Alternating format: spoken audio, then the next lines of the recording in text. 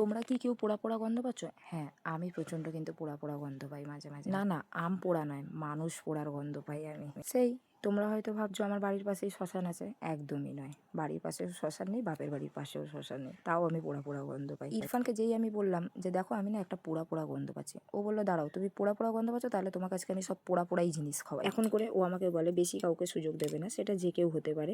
তো কেউ যদি পড়ে তুমি তার ছালটাকে এইভাবে ছাড়িয়ে দেবে, ঠিক আমাকে এইভাবে ছাল ছাড়িয়ে আমাকে প্র্যাকটিস করাচ্ছিল। আর আমিও ওর দেখে শিখে গেলাম। দেখো ভালো করে ছাল ছাড়িয়ে ভালো করে মানে রোগড়ে কষড়ে সব কিছু যত রাগ আছে আমটার আমার উপর সমস্তটাই বের করে নিল। দেখো ও যে রান্না বান্না করে দিচ্ছে আমার হাতে হাতে, এতে কি তোমাদের জ্বলছে? তোমাদের জ্বললে আমার তাতেই চলবে। তোমরা যদি লুচির মতো ফোলো, সেটা দেখে আমি হয়তো শারীরিকভাবে একটু ফুলতে পারি।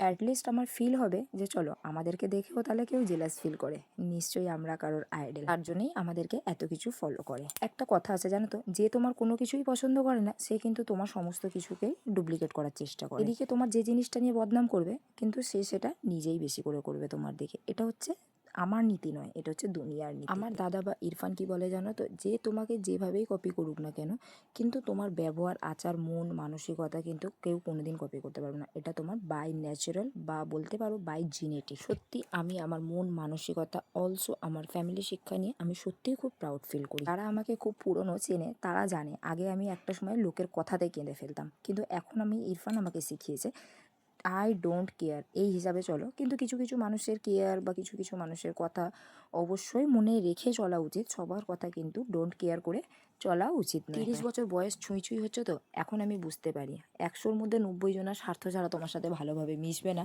আর যখন কেউ তোমার সাথে খুব ভালোভাবে মিশবে তারপরেই তোমাকে বুঝে নিতে হবে যে নিশ্চয়ই কোনো স্বার্থ আছে। তবে হ্যাঁ, এটা অ্যাকসেপ্টেবল, সকলের ক্ষেত্রে কিন্তু নয়। আমি জানো তো অনেক মানুষের কাছে ঠকেছি, অনেক মানুষের কাছে। তাই আমি আজ হুট করে কেউ যদি আমার সাথে ভালো ব্যবহারও করে, আমি কিন্তু সেই খারাপ দিনগুলোকে ভোলার চেষ্টা করলেও ভুলতে পারি না। চলো অনেক বেশি বকে নিলাম। তোমরা তো জানো এখন মোস্ট ট্রেন্ডিং একটা খাবার চলছে আম কাসুন্দি চিকেন। সেই দিনে সেটাই বানানো হয়েছিল। যেদিন বানানো হয়েছিল আমি কিন্তু তার আগের দিনেই ভিডিওটা দেখেছিলাম, আর তার পরের দিনেই ইরফান বললো হঠাৎ করে সকালবেলায় যে আজকে আম কাসুন্দি চিকেন। আমি যখন রেসিপিটা দেখেছিলাম আর তার পরের দিনেই ইরফান বললো হঠাৎ করে, আই এম তো অবাক। তোমরা তো দেখতেই পেলে, প্রথমে আম, রসুন, লঙ্কাকে ভালোভাবে পুড়িয়ে নিয়েছিল, সেটাকে ছাড়িয়ে ভালো করে ব্লেন্ডারে ব্লেন্ড করে নিয়ে চিকেনটা ভালোভাবে ওয়াশ করে নিয়ে তার মধ্যে ওই যে আমের যে পিউরিটা তৈরি করেছিল সেই পিউরিটা দিয়ে তারপর তাতে একটু লঙ্কা গুঁড়ো, হলুদ গুঁড়ো, নুন, জিরের গুঁড়ো, ধনের গুঁড়ো, কাসুন্দি আর অবশ্যই হানিটা দিয়ে তোমাকে ম্যাগনেট করে মিনিমাম 30 মিনিটস কড়াই সর্ষের তেল গরম হওয়ার পর গরম মশলা, পেঁয়াজ আর সমস্ত গুঁড়ো মশলাগুলো একটু একটু করে দিয়ে মাংসটা ঢেলে দিতে হবে। অবশ্যই রান্নাটা লো ফ্লেমে হবে, উইদাউট